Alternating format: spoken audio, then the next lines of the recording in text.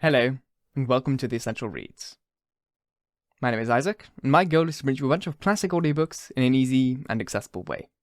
This show is brought to you by my store, where you can purchase all of my audiobooks for €5. It is the easiest way to support me in turning this not just from a side job, but into something I can do full-time, as nothing brings me more joy than bringing you these books. Let's get started. The Scarlet Letter by Nathaniel Hawthorne. Chapter 16. A Forest Walk. Hester Prynne remained constant in her resolve to make known to Mr Dimmesdale, at whatever risk of present pain or ulterior consequence, the true character of the man who had crept into his intimacy. For several days, however, she vainly sought an opportunity of addressing him in some of the meditative walks which she knew him to be in the habit of taking along the shores of the peninsula, or in the wooded hills of the neighbouring country. There would have been no scandal indeed, nor peril to the holy whiteness of the clergyman's good fame had she visited him in his own study, where many a penitent, ere now, had confessed sins of perhaps as deep a dye as the one betokened by the Scarlet Letter.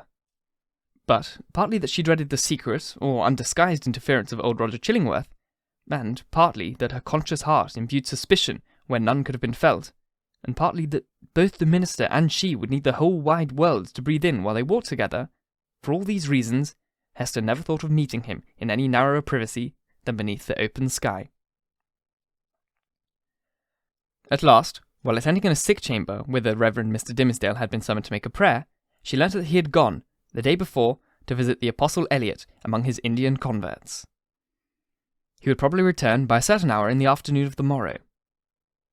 Betimes, therefore, the next day, Hester took little Pearl, who was necessarily the companion of all her mother's expeditions, however inconvenient her presence, and set forth.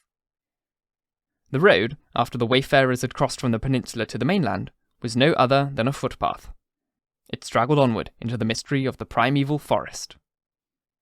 This hemmed it in so narrowly, and stood so black and dense on either side, and disclosed such imperfect glimpses of the sky above, that, to Hester's mind, it imaged not amiss the moral wilderness in which she had long been wandering. To Hester's mind, it imaged not amiss the moral wilderness in which she had so long been wandering. The day was chill and sombre. Overhead was a grey expanse of cloud, slightly stirred, however, by a breeze, so that a gleam of flickering sunshine might now and then be seen as its solitary play among the path. This flitting cheerfulness was always at the further extremity of some long vista through the forest. The support of sunlight, feebly supportive at best in its predominant possessiveness of the day and scene, withdrew itself as they came nigh, and left the spots where it danced the drearier, because they had hoped to find them bright. "Mother," said little Pearl, "the sunshine does not love you. It runs away and hides itself because it's afraid of something on your bosom.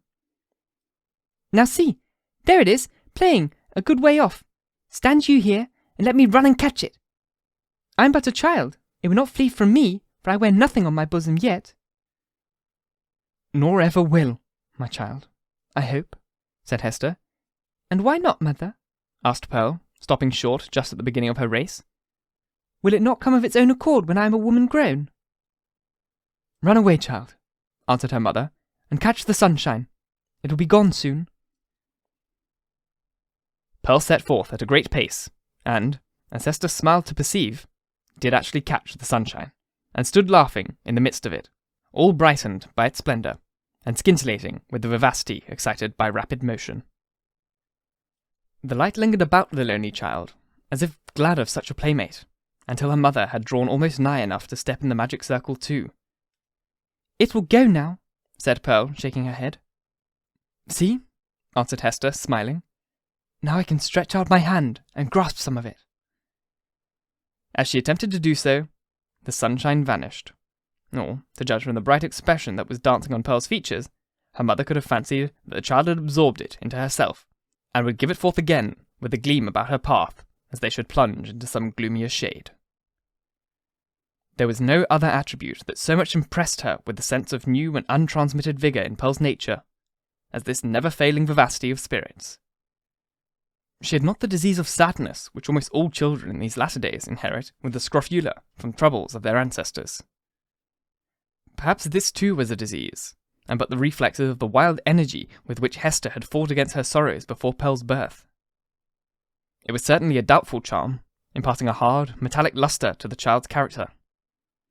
She wanted, what some people want throughout life, a grief that should deeply touch her, and thus harmonize and make her capable of sympathy.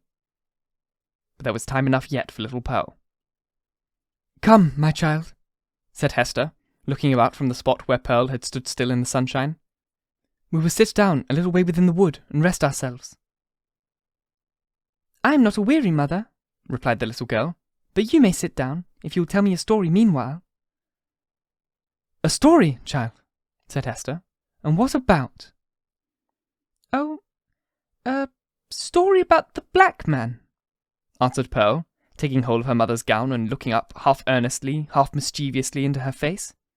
"How he haunts this forest, and carries a book with him, a big, heavy book, with iron clasps, and how this ugly black man offers his book and iron pen to everybody that meets him here among the trees, and they are to write their names with their own blood, and then he sets his mark upon their bosom.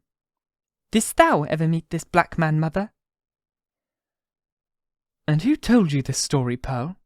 asked her mother, recognising a common superstition of the period. "It was the old dame in the chimney corner, at the house where you watched last night," said the child, "but she fancied me asleep while she was talking of it. She said that 1,000 people had met him here, and had written in his book, and have his mark on them. And that ugly-tempered lady, old Mistress Hibbins, was one. And, mother, the old dame said that this Scarlet Letter was the black man's mark on thee, and that it glows like red name when thou meetest him at midnight, here in the dark wood. Is it true, mother? Dost thou go and meet him in the night time?" "Didst thou ever awake and find thy mother gone?" asked Hester. "Not that I remember," said the child. "If thou fearest to leave me in our cottage, thou mightest take me along with thee. I would gladly go. But, mother, tell me now, is there such a black man, and didst thou ever meet him? And is this his mark?" "Wilt thou let me be at peace if I once tell thee?" asked her mother. "Yes, if thou tellest me all," answered Pearl. "Once in my life I met the black man," said her mother. "This Scarlet Letter is his mark."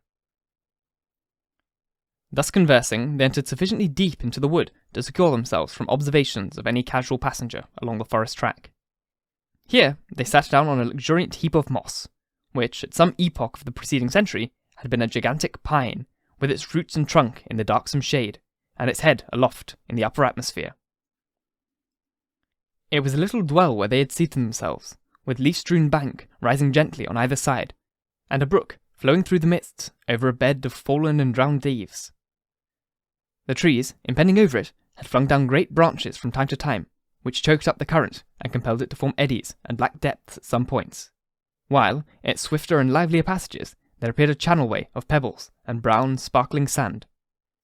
Letting the eyes follow along the course of the stream, they could catch the reflected light from its water, at some short distance within the forest, but soon lost all trace of it amid the bewilderment of tree trunks and underbrush, and here and there a huge rock covered over with grey lichens.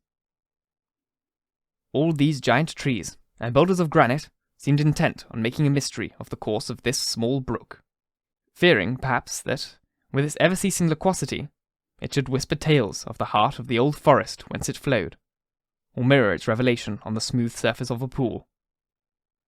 Continually, indeed, as it stole onward, the streamlet kept up a babble, kind, quiet, soothing, but melancholy, like the voice of a child that was spending its infancy without playfulness, and knew not how to be merry among sad acquaintances and events of sombre hue. "Oh, brook! Oh, foolish and tiresome brook!" cried Pearl, after listening a while to its talk. "Why art thou so sad? Pluck up a spirit, and do not be all the time sighing and murmuring." But the brook, in the course of its little lifetime among the forest's trees, had gone through so solemn an experience that it could not help talking about it, and seemed to have nothing else to say. Pearl resembled the brook, inasmuch as the current of her life gushed from a wellspring as mysterious, and had flowed through scenes shadowed as heavily with gloom. But unlike the little stream, she danced and sparkled, and prattled airily along her course. "What does this sad little brook say, mother?" inquired she. "If thou hast sorrow of thine own, the brook might tell thee of it," answered her mother, "even as it is telling me of mine. But now, Pearl, I hear a footstep along the path, and the noise of one putting aside the branches. I would have thee betake thyself to play, and leave me to speak with him that comes yonder." "Is it the black man?" asked Pearl. "Wilt thou go and play, child?" repeated the mother. "But do not stray far into the wood, and take heed that thou come at my first call." "But if it be the black man, wilt thou not let me stay a moment, and look at him with his big book under his arm?" "Go, silly child," said her mother impatiently. "It is no black man. Thou canst see him now, through the trees. It is the minister." "And so it is," said the child. "And, mother, he had his hand over his heart. Is it because when the minister wrote his name in the book, the black man set his mark in that place? But why does he not wear it outside his bosom, as thou dost, mother?" "Go now, child, and thou shalt tease me as thou wilt another time," cried Hester Prynne. "But do not stray far. Keep where thou can hear the babble of the brook." The child went singing away, following up the current of the brook, and striving to mingle a more lightsome cadence with its melancholy voice.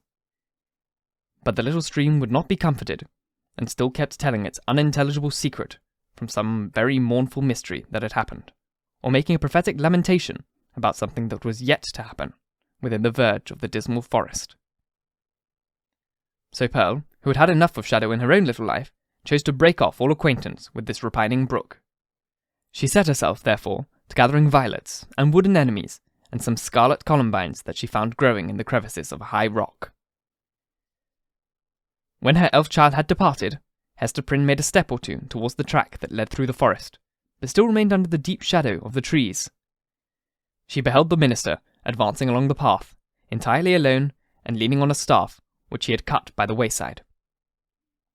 He looked haggard and feeble, and betrayed a nerveless despondency in his air, which had never so remarkably characterized him in his walk about the settlement, nor in any other situation where he deemed himself liable to notice. Here it was woefully visible, in this intense seclusion of the forest, which of itself would have been a heavy trial to the spirits. There was a listlessness in his gait, as if he saw no reason for taking one step further, nor felt any desire to do so, but would have been glad, could he be glad of anything, to fling himself down at the root of the nearest tree, and lie there, passive, for evermore. The leaves might bestrew him, and the soil gradually accumulate and form a little hillock over his frame, no matter whether there was life in it or not. Death was too definite an object to be wished for or avoided. To Hester's eye, the Reverend Mr Dimmesdale exhibited no symptom of positive and vivacious suffering, except that, as little Pearl had remarked, he kept his hand over his heart. Thank you so very much for listening. If you enjoyed, please like, comment, share, all that jazz, and if you're really enjoying, please do subscribe, because there's more to come. And if you're listening on podcast, please leave a review. It is the easiest way to get this in front of as many people as possible, and reading your reviews really, really makes my day. Once again, thank you for listening. And until next time, bye-bye.